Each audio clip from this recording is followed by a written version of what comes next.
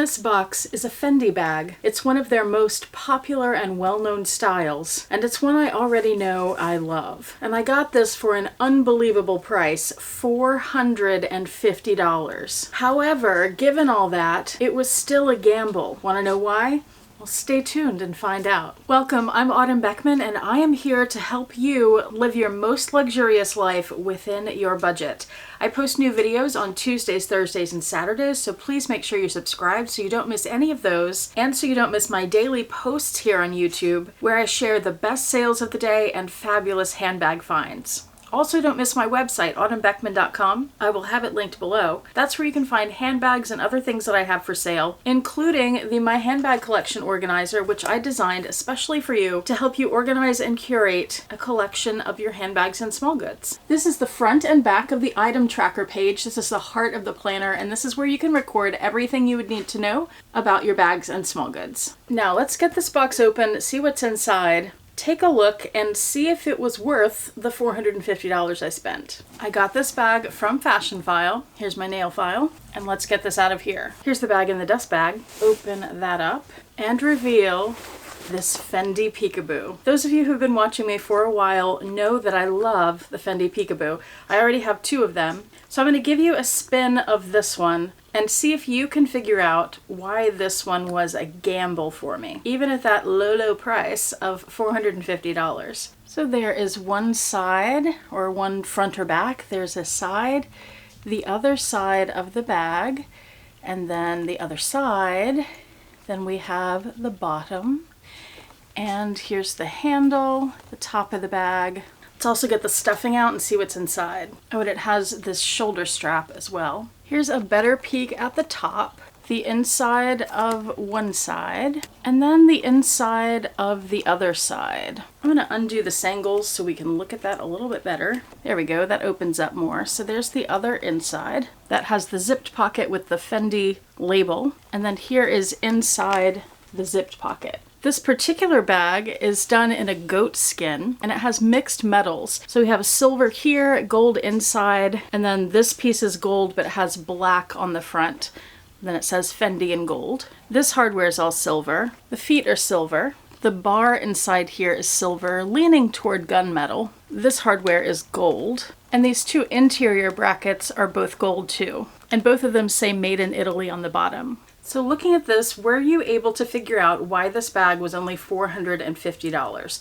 Well, usually when it's at a too good to be true price, that means there's something wrong with the bag, right? That is the case here. There are several things wrong with it. This may not show up very well on the camera because of the lights, but if you look at the four corners, they mostly look really good until you get over to this one.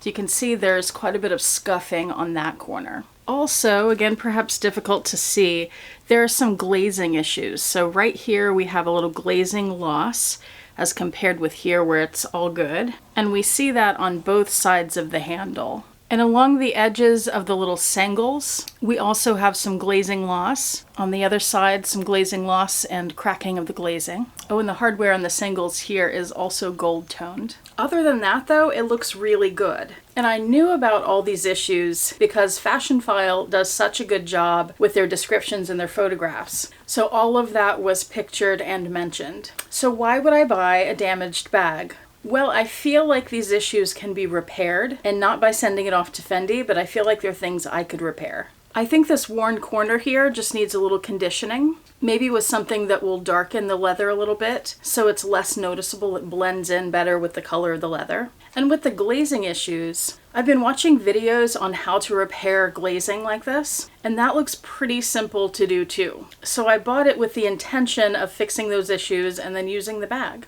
And I knew that I wouldn't be able to decide whether I thought I could fix them until I saw the bag in person. And Fashion File has a great returns policy. So if I got it in person and I thought, meh, that's probably more than I can handle, or some other issue, it's easy enough to send it back. I will say I do think that I could make those repairs, at least to my satisfaction. However, I have another issue with this bag now that I have it here, and that is the interior material. I don't know what this is, but it's something that's coated It feels like it has a plasticky coating on it, and I'm not crazy about that for a high-end bag like Fendi. It seems like it's a wipeable material, and I'm just not loving that. Also, the color of the bag is a little more yellow-orange than I was anticipating. I thought it would be more of a brown tone. Fashionphile is calling this color camel, and their records reflect that this bag is from 2010. And just to give you an idea of the prices of these peekaboos and why this one was so incredibly cheap at $450, currently the cheapest peekaboo that Fashionphile has on their website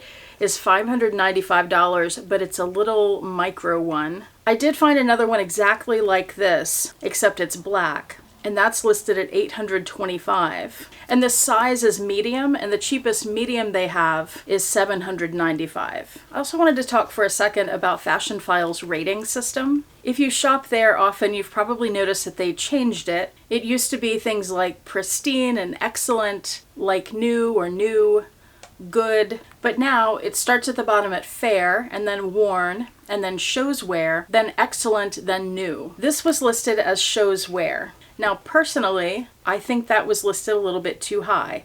Even though they did disclose all of the issues with it, I think worn would have been more accurate. So I'm curious if you have shopped at Fashionphile since they changed this rating system, whether you think the bags you've received have been rated correctly. I feel like once the pandemic hit, I got the impression they had to lay people off, or people were working from home at the very least, that their ratings and their photos started to change. I feel like they've gotten better, but that the ratings don't seem to be as accurate as they used to be pre-pandemic. What do you think about that? So at present, looking at this bag, even though I feel like I could fix the issues well enough, I think the color and the interior material are throwing me off too much that I'll probably return it, even at this price. I'm not 100% sure yet, but that's the result I'm going to give you for now. And if I do change my mind and decide to try to repair it, I will certainly do a video on that and share that with you. That said, I do still love the peekaboo, and like I told you, I have two others, so I will link below the videos for the other two, in case you haven't seen those before and you're curious. One is a Celleria, which is one of their top-of-the-line, most expensive peekaboos. And the other is perhaps the most expensive bag in my collection. It's a very, very special peekaboo. So check those out below. I will also find some other peekaboos that look like they're in fantastic shape and link those below for you in case you want to check one out for yourself. Thank you so much for watching. I do appreciate it. Hope to see you back here next time, and I hope you have a fantastic day. Bye.